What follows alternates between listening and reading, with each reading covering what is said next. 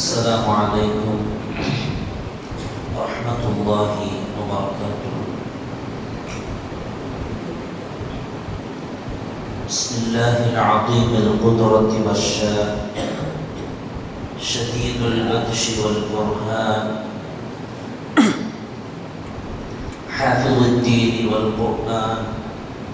بسم الله ما شاء الله كان وما لم يشأ لم يكن، ولا حول ولا قوة إلا بالله العلي العظيم.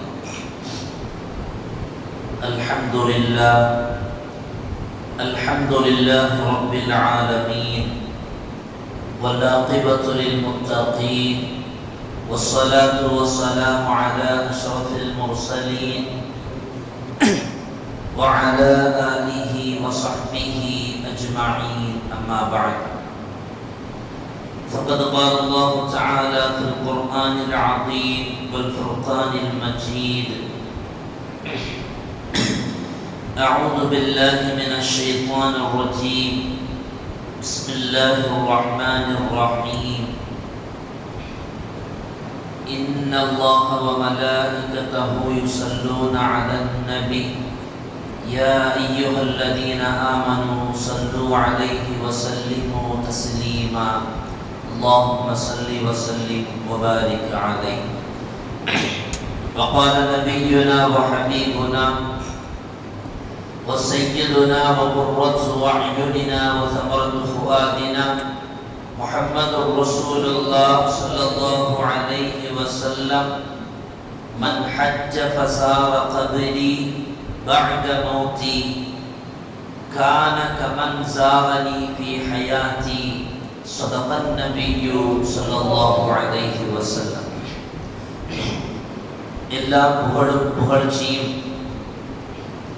ஏக இறைவனாகிய அல்லாஹ் ஒருவனுக்கே உரித்தாவுக. அவனின் சாந்தியும் சமாதானமும் ஈருலக வேந்தர் முஹம்மது ரசூலுல்லாஹ் ஸல்லல்லாஹு அலைஹி வஸல்லம் அவர்களின் மீதும் அவர்களின் அடிச்சுவடை அப்படியே அடிபெறலாமல் பின்பற்றிய உத்தம சத்திய ஸஹாபாக்கள், தாபிஈன்கள், தபஉத் தாபிஈன்கள், நாதாக்கள், ஷுஹதாக்கள், அவுலியாக்கள், நம் பெற்றோர்கள், உஸ்தாதுமார்கள், மனைவி மக்கள், இங்கே அமர்ந்திருப்பவர்கள், இன்னும் வர இருப்பவர்கள், நம் ஊர்வாசிகள், அயல்வாசிகள், கபர்வாசிகள், உலக முஸ்லிம்கள் அனைவர்கள் மீதும் என்றென்றும் குறைவின்றி நிறைவாக நின்றல்லவட்டுமாக. பிரதமான இந்த நாளில் அவருக்கு பிடித்தமான இந்த இடத்தில் வல்லோன் அல்லாஹ் நம்மை ஒன்று கூட்டியதைப் போல நாளை ஜன்னத்துல் ஃபிர்தௌஸ் என்னும் உயர்தரமான சுவனத்தில் கண்மணி முஹம்மது ரசூலுல்லாஹ் ஸல்லல்லாஹு அலைஹி வஸல்லம் அவர்களோடு நம்மையும் நம்மை சார்ந்த அத்துணை பேர்களையும் ஒன்று கூட்டியல் புரிவானாக. நோய்கள் அனைத்தையும் ஷிஃபாவாக்கி தந்தல் புரிவானாக. அன்பிற்கினிய அல்லாஹ்வின் நல்லடியார்களே, புனிதமான துல் ஹஜ் மாதத்தினுடைய இறுதி நாட்களை நெருங்கிக் கொண்டிருக்கிறோம். புனிதமான ஹாஜிகள் தங்களுடைய ஹஜ்ஜினுடைய கடமைகளை எல்லாம் மக்கமா நகரத்தில் நிறைவேற்றிவிட்டு புனிதமான மதீனாவை நோக்கி பயணித்துக் கொண்டிருக்கும் இந்த வேளையில் மதீனாவினுடைய மாண்பையும் மன்னர் மஹ்மூது முஸ்தபா ஸல்லல்லாஹு அலைஹி வஸல்லம் அவர்களின் புனித ரௌலா ஷரீஃபை ஜியாரத் செய்வதனுடைய முக்கியத்துவத்தையும் நாம் கட்டாயமாக விளங்க வேண்டும். உலகின் 8 திக்கிலிருந்தும் முஸ்லிம் ஜனங்கள் புனிதமான மதீனாவை நோக்கி தங்களுடைய ஜியாரத்தினுடைய பயணத்தை துவங்கியிருக்கிறார்கள். பொதுவாக மக்கள் விரும்பி செல்லுகிற புனிதமான இல்லங்களில் மதீனாவும் ஒன்று. ஏன் மதீனாவிற்கு இவ்வளவு பெருமையும் மகத்துவமும் கிடைத்தது என்பதற்கு நமக்கு தெரியும். பெருமானார் ஸல்லல்லாஹு அலைஹி வஸல்லம் அவர்களின் பூமேனியை தன்னகத்தில் அது சுகமாக சுமந்து கொண்டிருப்பதன் காரணத்தினால்தான். ஸல்லல்லாஹு அலைஹி வஸல்லம் அவர்கள் இந்த உலகத்தில் மக்கமா நகரத்தில் உதயம் பெற்று மதீனாவில் மறைந்து வாழுகிறார்கள். அந்த மதீனா நகரத்து மண்ணை தரிசிப்பதற்கு இந்த உலகில் எந்த முஃமினும் விரும்பாமல் இருப்பதில்லை. அருமையானவர்களே, அந்த புனிதமான மதீனா நகரத்தில் கண்மணி முஹம்மது ரசூலுல்லாஹ் ஸல்லல்லாஹு அலைஹி வஸல்லம் அவர்களுடைய ரௌதாவை ஜியாரத்து செய்வது என்பது சுன்னத்தான ஒரு அமல். அதிலும் குறிப்பாக ஹாஜிகள் தங்களுடைய ஹஜ்ஜினுடைய கிரைகளை முடித்ததற்கு பின்னால் புனிதமான ரௌதாவை ஜியாரத்து செய்வது வலியுறுத்தப்பட்ட சுன்னத்தாகும். ஹதீஸ்களில் பார்க்க முடியும். நாயகம் ஸல்லல்லாஹு அலைஹி வஸல்லம் அவர்கள் கூறினார்கள், மன் ஹஜ்ஜ ஃபஸார கப்ரி பஅத மௌத்தி. ஒருவர் ஹஜ் செய்து முடித்ததற்கு பிறகு என்னுடைய மரணத்திற்கு பின்னால் யார் என்னை சந்திக்குகிறாரோ கான கமன் ஸாரனி ஃபீ ஹயாத்தி, அவர் என்னுடைய வாழ்நாளில் என்னை சந்தித்தவரை போலாவார். ஹஜ்ஜி முடித்ததற்கு பின்னால் மதீனாவிற்கு சென்று பெருமானார் அவர்களை ஜியாரத்து செய்வது சுன்னத் என்பதை தாண்டி, அப்படி ஒரு ஹஜ்ஜை முடித்ததற்கு பிறகு என்னை வந்து ஜியாரத்து செய்வார் என்றால் அவர் என்னை வாழ்நாளில் ஜியாரத்து சந்தித்ததை போல் ஆவார். அருமையானவர்களே, நாம் நினைத்தால் கூட பெருமானார் அவர்களை நேரில் பார்ப்பதற்கான வாய்ப்பு அமையாத ஒரு காலம். இனி நாயகத்தை சந்திக்க வேண்டுமானால் சுவனத்தில் சந்திக்கலாம், அல்லாஹ் அந்த வாய்ப்பை தருவான். ஆனால் அப்படி ஒரு வாய்ப்பை தேடி தருகிற, அந்த அந்தஸ்தை பெற்று தருகிற ஒரு அமலாக ஹஜ்ஜுக்கு பின்னால் அல்லாஹ் ஜியாரத்தை வைத்திருக்கிறான் என்பதை இந்த ஹதீஸ் நம்மை விளக்குகிறது. பெருமானார் அவர்களை சந்திப்பதனால் கிடைக்கிற, நாயகத்தினுடைய ரௌதாவை ஜியாரத்து செய்வதனால் கிடைக்கிற இன்னொரு பாக்கியம் என்ன தெரியுமா? மன் ஸார கப்ரி வஜபத் லஹு ஷஃபாஅத்தி. யார் என்னுடைய கபரை மன்னரையை தரிசித்து விட்டாரோ அவருக்கு என்னுடைய ஷஃபாஅத்து கடமையாகிவிட்டது. அது ஹஜ்ஜுக்கு பிறகு என்பதல்ல, எப்போது வேண்டுமானால் உம்ராவிற்கோ அல்லது ஒருவர் ரௌதாவை போய் ஜியாரத்து செய்வதற்காக வேண்டி பயணம் செல்லுகிறார், எப்படி இருந்தாலும் நாயகத்தினுடைய ரௌதாவை ஜியாரத்து செய்துவிட்டால் வஜபத் லஹு ஷஃபாஅத்தி, அவருக்கு என்னுடைய ஷஃபாஅத்து கடமையாகி விட்டது என்கிறார்கள் முஹம்மது ரசூலுல்லாஹ் ஸல்லல்லாஹு அலைஹி வஸல்லம். இந்த பாக்கியத்தை ஹாஜிகள் மிக இலகுவாக பெறுகிறார். என்ன காரணம்? மக்காவிலிருந்து சுமார் வெறும் 450 கிலோமீட்டர் தொலைவு மாத்திரம்தான் மதீனா. வெவ்வேறு நாடுகளிலிருந்து புறப்பட்டு செல்வதற்கும் ஹஜ்ஜை முடித்துவிட்டு 450 கிலோமீட்டர் தூரத்தில் இருக்கக்கூடிய மதீனாவிற்கு செல்வதிலும் வித்தியாசம் உண்டு. மக்காவிலிருந்து மதீனாவிற்கு சென்று ஜியாரத்து செய்வது மிக இலகுவும் கூட.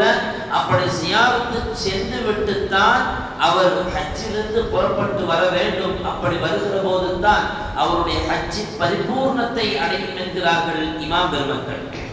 கிதாபுகளில் மார்க்க சட்டங்களை வகுத்து தந்திருக்கக்கூடிய ஃபிக்ஹ் கிரந்தம் என்று சொல்லப்படுகிற சட்ட கிதாபுகளின் நூல்களில் ஆய்வு செய்தார் ஹஜ்ஜினுடைய சுன்னத்தை பற்றி வரிசைப்படுத்துகிற அந்த வரிசையில் இமாம் பெருமக்கள் எழுதுவார்கள், எப்படி ஹஜ்ஜுக்கு சில விஷயங்கள் சுன்னத்தோ அதே போல அந்த ஹஜ்ஜினுடைய சுன்னத்தில் கட்டுப்பட்டதுதான் கண்மணி நாயகத்தினுடைய ரௌதாவை ஜியாரத்து செய்வதும்.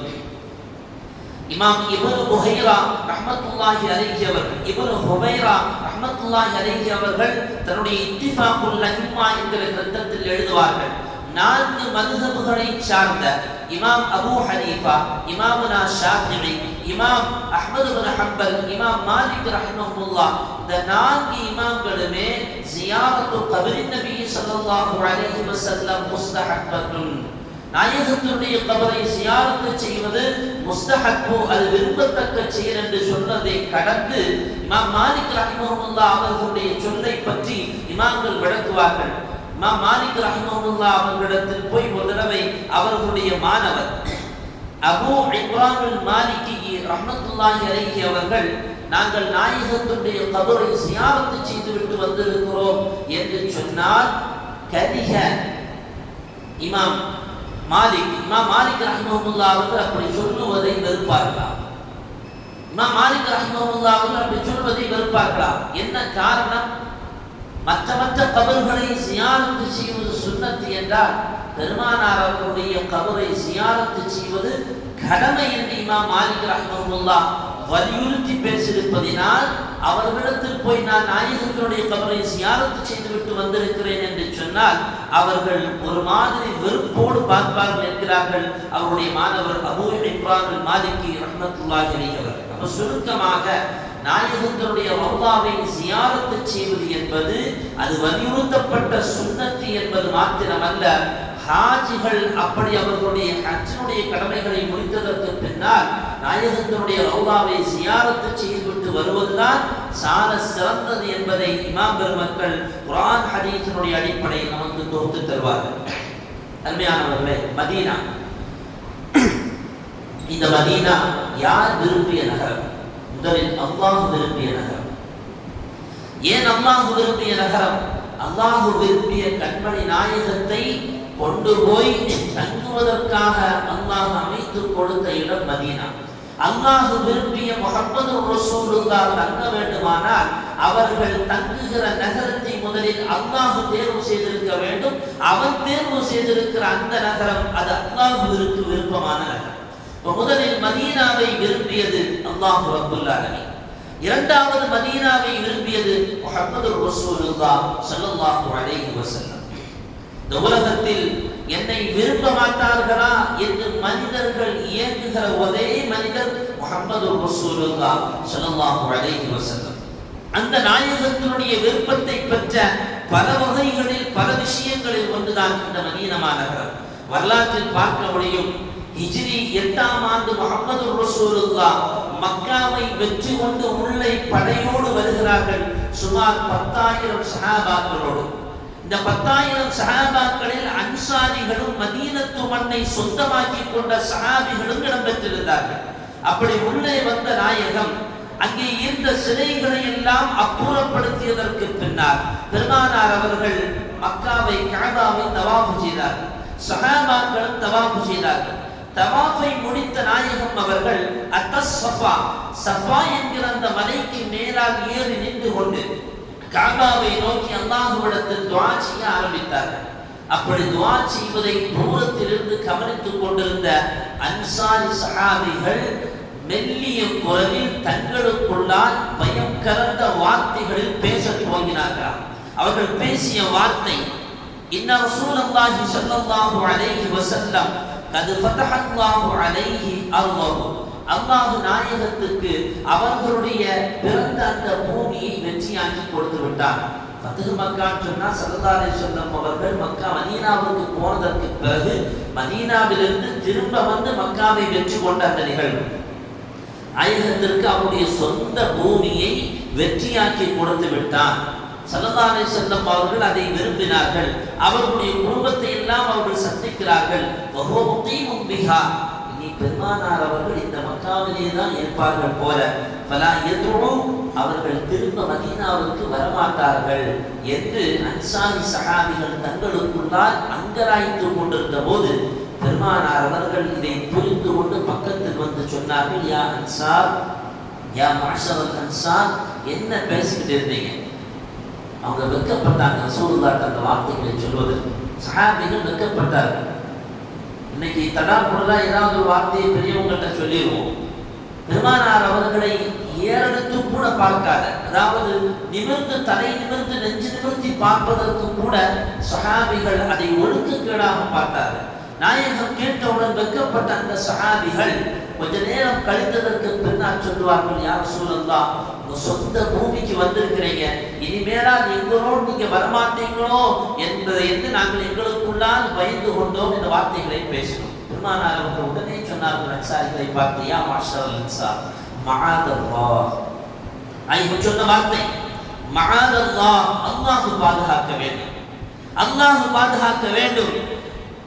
அல் மஹ்யா மஹ்யாக்கும் வல் மமாத்தி மமாத்துக்கும், என்னுடைய வாழ்வும் உங்களோடு தான், உங்களுடைய மதீனத்தின் மண்ணில் தான், என்னுடைய மரணமும் உங்களுடைய மதீனத்து மண்ணில் தான், உங்களோடு தான், ஒருபோதும் நான் மதீனாவை விட்டு திரும்ப மாட்டேன் என்றார்கள் முஹம்மது நபி ஸல்லல்லாஹு அலைஹி வஸல்லம். இந்த வார்த்தையை கேட்ட அன்சாரிகள் பூரித்து போய் அழத் துவங்கி விட்டார்கள்.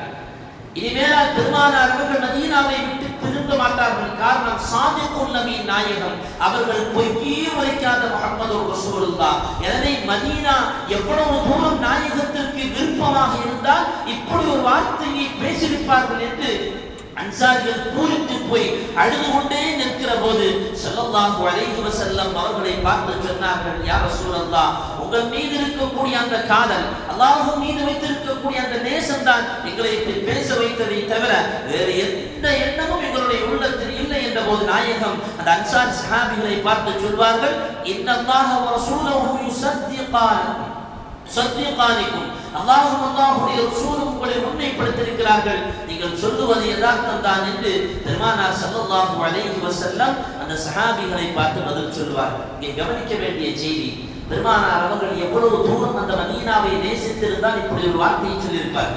வரலாற்றில் ஹதீஸில் ஒரு செய்தியை பார்க்க முடியும். எங்காவது பெருமானார் அவர்கள் வெளியூருக்கு சென்று விட்டு திரும்ப மதீனாவிற்கு புறப்பட்டு வருகிற பொழுது மதீனாவுடைய இந்த சுவர்களை எல்லாம் பார்த்து விட்டார். இன்னைக்கு நாம டிவியில அப்படியே கார்ல போறதை பார்க்கிறோம். மக்காவுக்கு அந்த கிளாக் டவர் தெரிகிறது எல்லாம் வீடியோ எடுத்து போடுறாங்க. அந்த ஹரமுக்கு போனவங்களுக்கு தெரியும், கொஞ்சம் தூரம் பார்க்கும் போதே அந்த கிளாக் டவர் தெரியும். ஸல்லல்லாஹு அலைஹி வஸல்லம் அவர்கள் கெட்டிடம் இல்லாத அந்த காலத்தில் தூரத்தில் வரும்போது மதீனாவுடைய சுவர்களை பார்ப்பார்கள். பார்த்த பெருமானார் அவர்கள் தான் அமர்ந்து பயணிக்கிற ஒட்டகத்தை வேகமாக ஓட்ட ஆரம்பிப்பார். குதிரையில் இருந்தால் வேகமாக அதை செல்வதற்காக வேண்டி அசைத்து கொடுப்பார்களாம். என்ன காரணம்? ஸல்லல்லாஹு அலைஹி வஸல்லம் அந்த மதீனாவின் மீது வைத்திருந்த காதலின் அடிப்படையில் நாயகம் அதை போய் வேகமாக சேர்வதற்காக வேண்டி அசைத்து கொடுப்பார்கள் என்று ஹதீஸ்களில் பார்க்க முடியும். அப்ப அந்த பூமி அல்லாஹ் விரும்பிய பூமி, அல்லாஹ்வுடைய ரசூல் விரும்பிய பூமி. அல்லாஹ்வும் அல்லாஹ்வுடைய ரசூலும் விரும்பிய அந்த பூமியை அருமையானவர்களை சந்திப்பதற்கு யாரும் தயக்கம் காட்ட மாட்டார்கள். அந்த நகரத்தை சந்திப்பதற்காக வேண்டி அல்லாஹ்விடத்தில் நாம் துஆவை அதிகமாக்கிக் கொள்ள வேண்டும். இந்த மக்கமா நகரத்தினுடைய அந்த மதீனத்து நகரத்தினுடைய மண் இருக்குது, அது சாதாரணமான மண் அல்ல. பெருமானார் ஸல்லல்லாஹு அலைஹி வஸல்லம் ஹதீஸில் பார்க்க முடியும், மதீனாவுடைய மண் மருத்துவ குணம் படைத்தது என்று சொல்லுவார்கள். துராபு அர்தினா வஷிஃபா துராபு அர்தினா ஷிஃபாஉ லிகர்ஹினா பிஇذن ரப்பினா. நாயகத்தினுடைய பிரபல்யமான வார்த்தை துராபு அர்தினா, நம்முடைய மண்ணில் மதீனாவுடைய அந்த மண்ணும் நம்மில் சிலர்களுடைய காயத்திற்கு அது ஷிஃபாவாக இருக்கிறது. பிஇذن ரப்பினா, நம்முடைய இறைவனுடைய அனுமதியோடு. ஸல்லல்லாஹு அலைஹி வஸல்லம் வார்த்தை, மதீனாவுடைய மண்ணுக்கு எந்த பவரும் இல்லை, அல்லாஹ் கொடுக்குகிற ஆற்றல் அந்த மதீனாவுடைய மண்ணிற்கு அல்லாஹ் கொடுத்திருக்கிற சிறப்பு தன்மையினால் அந்த மதீனாவுடைய மண்ணிற்கு ஷிஃபாவுடைய தரத்தை அல்லாஹ் கொடுத்திருக்கிறான். வரலாற்றில் ஒரு நிகழ்வை பார்க்க முடியும். பெருமானார் ஸல்லல்லாஹு அலைஹி வஸல்லம் அவர்கள் பனு ஹாரிஸ் அப்படின்னு சொல்லி ஒரு கோத்திரம், இந்த கோத்திரத்துக்கு பக்கத்தில் ஸல்லல்லாஹு அலைஹி வஸல்லம் அவர்கள் பயணித்து செல்வார்கள். அப்படி செல்லுகிற பொழுது அவர்கள் எல்லாம் ரொம்ப சோர்வாய் தளர்ந்து போய் தங்களுடைய அந்த இடங்களில் அமர்ந்திருப்பார்கள். பெருமானார் ஸல்லல்லாஹு அலைஹி வஸல்லம் அவர்கள் அதை பார்த்துவிட்டு அவர்களை பார்த்துவிட்டு கேட்பார்கள், உங்களுக்கு என்ன ஆனது என்று கேட்டார்கள். உடனே அங்கிருந்தவர்கள்லாம் சொல்வார்கள், கடுமையான காய்ச்சல் யா ரசூலல்லாஹ், காய்ச்சல்னால நாங்கள் சோர்வடைந்து போய் இருக்கிறோம். இப்ப நாயகம் அந்த மதீனத்தில் வாழ்ந்த அந்த பனு ஹாரிஸ் என்கிற கோத்திரத்தை பார்த்து கேட்பார்கள், ஸுஐப் அப்படிங்கிற பள்ளத்தாக்கு உங்களுக்கு தெரியாதான்னு கேட்டாங்க. ஸுஐப் அப்படிங்கிற பள்ளத்தாக்கு உங்களுக்கு தெரியாதான்னு கேட்டாங்க. அந்த மண்ணை எடுத்து நீங்கள் உங்களுக்கு ஷிஃபாவை தேடிக்கொள்ளலாமே என்று சொல்வார்கள். ஸல்லல்லாஹு அலைஹி வஸல்லம் மக்களுக்கு கேட்பார்கள், யார் சொல்றது, அந்த மண்ணுக்கு என்ன பவர் இருக்கு? அந்த மண்ணை எடுத்து உங்களுடைய உமிழ் நீரோடு சேர்த்து அந்த மண்ணை எடுத்து ஒரு நீரில் போட்டு அதில் உங்களுடைய உமிழ் நீரையும் சேர்த்து அதன் மூலமாக இந்த நான் சொல்லுகிற வார்த்தையையும் சொல்லி நீங்கள் அதை புரட்டிக் கொண்டால் அதன் மூலமாக உங்களுக்கு ஷிஃபா கிடைக்கும். பிஸ்மில்லாஹி துராபு அர்தினா பிதீகி பஅதினா ஷிஃபாஉ லிமர்தினா பிஇذن ரப்பினா. அந்த வார்த்தையையும் சொல்லி நீங்கள் அதை புரட்டிக் கொண்டால் உங்களுக்கு மருத்துவம் கிடைக்கும் என்றார்கள். பனு ஹாரிஸ் என்கிற அந்த கோத்திரத்தை சார்ந்த மக்கள் சொல்லுகிற அந்த செய்தியை ஹதீஸ்களில் கிரந்தங்களில் பார்க்க முடியும். அவர்கள் அப்படியே செய்தார்கள், அதன் மூலமாக நலமும் பெற்றார்கள் என்கிற வரலாற்று செய்தியை பார்க்க முடியும். மதீனாவுடைய மண்ணிற்கு தனி ஒரு சிறப்பு உண்டு. அது மருத்துவ குணத்தை படைத்த ஒரு மண். நீ மதீனாவை யாரெல்லாம் விரும்பினார்கள், எவ்வளவு தூரம் விரும்பினார்கள், எந்த அளவிற்கு மதீனாவில் வாழ்வதற்கு விரும்பினார்கள் என்கிற ஏராளமான செய்திகளை ஹதீஸ்களில் பார்க்க முடியும். நமக்கெல்லாம் தெரிந்த இமாமுனா மாலிக் ரஹ்மத்துல்லாஹ் எந்த நேரத்திலும் எந்த ஹலீஃபாவிற்கு முன்னாலும் தன்னுடைய கொள்கையை விட்டுக் கொடுக்காத மாமேனே. முஅத்தா என்கிற கிரந்தத்தை இந்த உலகத்திற்கு ஈன்று தந்தவர்கள் இமாமுனா மாலிக் ரஹ்மத்துல்லாஹ். பொதுவாக கிரந்தம் எழுதுபவர்களிடத்தில் கேட்டால் சொல்வார்கள், ஒரு புத்தகத்தை எழுதி வெளியிடுவது என்பது ஒரு பெண்ணை பிரசவிப்பதற்கு சமம் என்பார். எழுதுபவர்களுக்கு தெரியும். இமாம் மாலிக் ரஹ்மத்துல்லாஹ் முஅத்தா என்கிற ஹதீஸ் கிரந்தத்தை இந்த உலகத்தில் சமர்ப்பித்தவர்கள். ஏராளமான அறிஞர் பெருமக்களுக்கு ஆசிரியராக மதீனாவிலே தன்னுடைய வாழ்க்கையை அர்ப்பணித்தவர்கள். இமாம் மாலிக் ரஹ்மத்துல்லாஹ் அவர்களை அன்றைக்கு வாழ்ந்த ஜஅஃபர் இப்னு சுலைமான் என்று சொல்லப்படுகிற அப்பாசியா காலத்தை சார்ந்த மன்னர் அவர் சொல்லுகிற ஒரு அரசியல் சார்ந்த செய்திக்கு இமாம் மாலிக் ரஹ்மத்துல்லாஹ் அவர்கள் சொல்லுகிற ஒரு ஹதீஸ் இடையூறாக இருப்பதினால் அந்த ஹதீஸை நீங்கள் வெளியில் சொல்லக்கூடாது என்று இமாம் மாலிக் அவர்களுக்கு கட்டளை பிறப்பித்தார். இமாம் மாலிக் ரஹ்மத்துல்லாஹ் என் உயிர் உள்ளவரை பெருமானார் அவருடைய ஹதீஸை நான் மறைக்க மாட்டேன் என்று உரத்த குரலில் பேசினார்கள். என்ன ஆனது? மொட்டை அடிக்கப்பட்டார்கள், கரும்புள்ளி செம்புள்ளி குத்தப்பட்டார்கள், கோவேரி கழுதையில் ஏற்றப்பட்டார்கள். மதீனாவுடைய வீதி முழுக்க இமாம் மாலிக் ரஹ்மத்துல்லாஹ் ஒரு ஹதீஸ்களை வல்லுநர் மாத்திரமல்ல, இந்த உலகத்தில் ஏராளமான அறிஞர் பெருமக்களின் ஆசிரியரும் புகழ்பெற்ற பேராசிரியருமான இமாம் மாலிக் ரஹ்மத்துல்லாஹ் அவர்கள் வாழ்கிற அதே மண்ணில் கரும்புள்ளி செம்புள்ளி குத்தப்பட்டு மதீனாவுடைய திருவோணங்கள் எல்லாம் சுத்தப்படுகிறார்கள், கல்லறியப்படுகிறார்கள். அப்போதும் சொன்னார்கள், இந்த மாலிக் அவன் சொன்ன கொள்கையிலிருந்து வெளிவர மாட்டான். நீ சொல்லுகிற இந்த அரசியல் ரீதியான இந்த நிகழ்ச்சிக்கு, இந்த வார்த்தைக்கு, இந்த ஹதீஸ் முரணாக இருந்தாலும் ஒருபோதும் நான் அதை மறுக்க மாட்டேன், மறைக்க மாட்டேன். இமாம் மாலிக் ரஹ்மத்துல்லாஹ் அவர்கள் சொன்ன போது அவங்களோடு இருந்த சில பேர் சொன்னார்களாம், நீங்க இந்த மதீனாவை விட்டு வெளியே போலாமே, நீங்க பாக்தாதுக்கோ மிஸ்ருக்கோ போனா உங்களுக்கு ராஜ மரியாதை கிடைக்குமே என்ற போது இமாம் மாலிக் ரஹ்மத்துல்லாஹ் அவர்கள் சொன்ன வார்த்தை, நான் என் மூச்சு உள்ளவரை இந்த மதீனாவில் தான் வாழ்வேன், என் ஹபீபு வாழ்ந்த இந்த பூமியை விட்டு நான் போக மாட்டேன், மதீனாவே எனக்கு சதம் என்று இமாம் மாலிக் ரஹ்மத்துல்லாஹ் அவர்கள் அந்த போராட்டத்தில் வெற்றி கண்டு மதீனாவிலேயே வாழ்ந்து அங்கேயே அவர்கள் மரணமாகி ஜன்னத்துல் பக்கீயிலும் அடக்கம் செய்யப்பட்டார்கள். தொல்லைகள் கொடுக்கப்பட்ட போது கூட மாலிக் இமாம் அந்த ஊரை விட்டு வெளியே வரவில்லை. மதீனாவுடைய ஒரு சிறப்பு என்னன்னா, பொதுவாக நாம எங்கேயாவது ஒரு ஊர்ல போய் வாழும் போது நமக்கு அந்த வானுடைய அந்த ஊருடைய காலச்சூழல் சரியான முறையில் அமையவில்லையானால் அல்லது நம்முடைய கலாச்சாரத்திற்கு மாற்றமாக இருந்தால் நாம் அந்த ஊரை ஒட்டிக்கிட்ட பேர்ந்து வருவோம். ஆனா மதீனாவில் இருந்தால் என்ன கஷ்டம் வந்தாலும் சென்ன மதீனாவிலேயே தான் வாழும். செய்தனா இப்னு உமர் ரலியல்லாஹு அன்ஹு அவர்களிடத்தில் ஒரு பெண்மணி சொல்வார், நான் ரொம்ப கஷ்டப்படுறேன் மதீனாவில் வந்து, நான் இந்த ஊரை விட்டே வெளியே போறேன் என்று இப்னு உமர் ரலியல்லாஹு அன்ஹு அவர்களிடத்தில் வந்து சொன்ன போது இப்னு உமர் ரலியல்லாஹு அந்த பெண்ணை பார்த்து சொல்லுவார்கள், மடச்சியே என்பார்கள். மடப்பெண்ணை எதை விட்டு வெளியே போகிறார்? எவ்வளவு கஷ்டம் வந்தாலும் மதீனாவிலேயே இருக்க வேண்டும், அது உங்களுக்கு சிறப்பு என்றார்கள் முஹம்மது ரசூலுல்லாஹ். அதை விட்டு விட்டால் நீ மதீனாவை விட்டு விட்டால் நீ கிளம்பி போகிறாய் என்று சொல்லி அந்த பெண்ணை தடுத்து நிறுத்தி மதீனாவிலேயே வாழ்வதற்கு பணித்தார்கள் அல்லாமா அப்துல்லாஹ் இப்னு உமர் ரலியல்லாஹு அன்ஹு. அப்ப மதீனா அது சிறந்த மண்ணு, எல்லா மேன்மக்களும் விரும்பிய மண்ணு, அதையெல்லாம் தாண்டி அல்லாஹுடைய ரசூலும் விரும்பிய மண்ணு. எனவே தான் அந்த மண்ணில் தங்களுடைய உயிரை பிரிவதற்கு இமாம் பெருமக்களும் சஹாபாக்களும் விரும்பினார். ஸல்லல்லாஹு அலைஹி வஸல்லம் ஹதீஸில் பார்க்க முடியும், மனிஸ்ததா அய்யமூத பில் மதீனா, யாராவது மதீனாவில் மரணமாக வேண்டும் என்று வாய்ப்பு கிடைத்தால், மதீனாவில் மரணமாகுவதற்கு வாய்ப்பு அமையுமானால் ஃபல்யமுது பிஹா, அவர் மதீனாவிலேயே மரணமாகிக் கொள்ளட்டும். ஃபஇன் மன் மாத பில் மதீனா, ஒருவர் அப்படி மதீனாவில் மரணமாகிவிட்டால் ஷஃபஅத்து லஹு யௌமல் கியாமா, நாளை மறுமையில் அவருக்காக வேண்டி நான் பரிந்துரை செய்வேன்.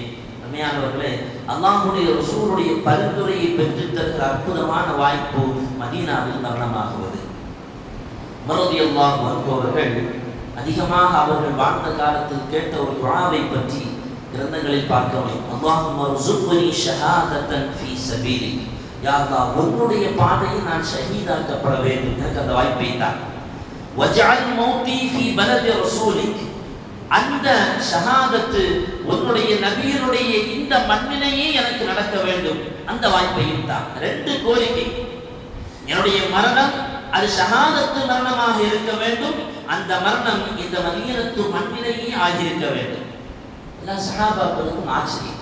ஏன்னா மதீனாவுக்கு உள்ளார அந்த எல்லை பகுதியில் போர் நடத்த முடியாது. அது மட்டுமல்ல, மக்காவிலும் என்ன சட்டமோ அதே போலத்தான் மதீனா. இங்கே உள்ளே போர் நடத்துவதற்கு வாய்ப்பில்லை. ஆனால் உமர் ரலியல்லாஹு அன்ஹு அவர்கள் இந்த துஆவை வளமைப்படுத்தியிருக்கிறார்கள் என்று ஆச்சரியம். முதல்ல ஹப்ஸா ரலியல்லாஹு அன்ஹா, உமர் ரலியல்லாஹுடைய மகளார் சையதுனா முஹம்மது ரசூலுல்லாஹி ஸல்லல்லாஹு அலைஹி வஸல்லம் அவருடைய அருமை மனைவி ஹப்ஸா ரலியல்லாஹு அன்ஹா தன்னுடைய அருமை தந்தையிடத்தில் கேட்பார்கள், நீங்க இந்த மண்ணில் மரணமாகனு கேட்கிறீங்க, சரி, அதே நேரத்தில் ஷஹீதாக்கப்பட்டு மரணமாகனு கேட்கிறீங்க, என்ன வாய்ப்பு? சொல்லுவார்கள், இன்ஷா அல்லாஹ், அல்லாஹ் நாடினால் அது நடக்கும். ஒரு நாள் சுபுஹ் தொழுகையில் ஹலீஃபாவாக இருக்கிற போது ரலியல்லாஹு அன்ஹு அவர்கள் இமாம் ஜமாத் நடத்துகிறார்கள்.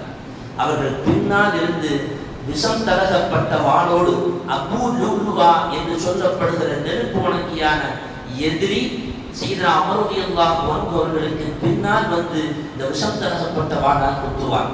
அதால் பாதிக்கப்பட்ட இமாம் சையதுனா உமர் ரலியல்லாஹு அன்ஹு அவர்கள் மிக உடல்நிலை சோர்வடைந்து அந்த பாதிப்பினால் நோயில் கஷ்டப்பட்டு இமாம் உமர் ரலியல்லாஹு அன்ஹு அவர்கள் அந்த அதிலேயே மரணத்தை தழுவுகிறார்கள்.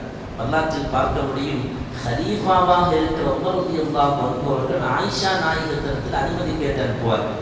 எனக்கு அல்லாஹ்வுடைய ரசூலின் பக்கத்தில் அடங்க வேண்டும், அந்த அனுமதியை நீங்கள் தாருங்கள். நினைத்திருந்தால் ஒரே ஒரு ஆர்டர் தான், எந்த மறுபேச்சும் இல்லை. ஆனால் ஆயிஷா நாயகம் அதன் பக்கத்தில் அடங்க வேண்டும் என்று விரும்பியிருந்ததினால் ரலியல்லாஹு அன்ஹு அவர்கள் அனுமதி கேட்பார்கள். அனுமதி வழங்கப்பட்டது.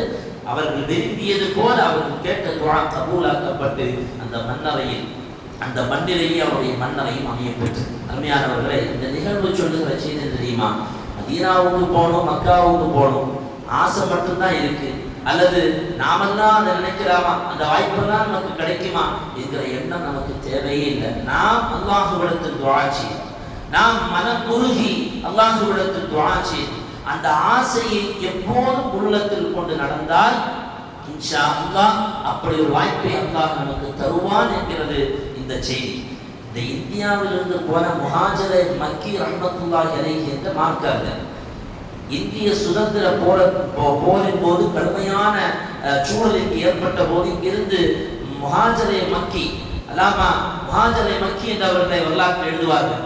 அவர்கள் மதீனாவிற்கும் மக்காவிற்கும் இடம்பெயர்ந்த போது அவர்கள் ஆசைப்பட்டிருந்தது மதீனாவிலே அடக்கமாக வேண்டும். ரொம்ப ஆசைப்பட்டார்கள். ஆசைப்பட்டு மக்கா மதீனாவிலே அடங்க வேண்டும் என்று இருந்தார்கள். ஆனால் அவர்களுடைய மாணவர்கள் எழுதுவார்கள், அவருடைய ஆசை கடைசி வரையிலே நிறைவேறாமல் போறது. அவர்கள் விரும்பியது மதீனாவில் அடங்க வேண்டும். ஆனால் அவருடைய மரணம் மக்காவில் நிகழ்ந்தது.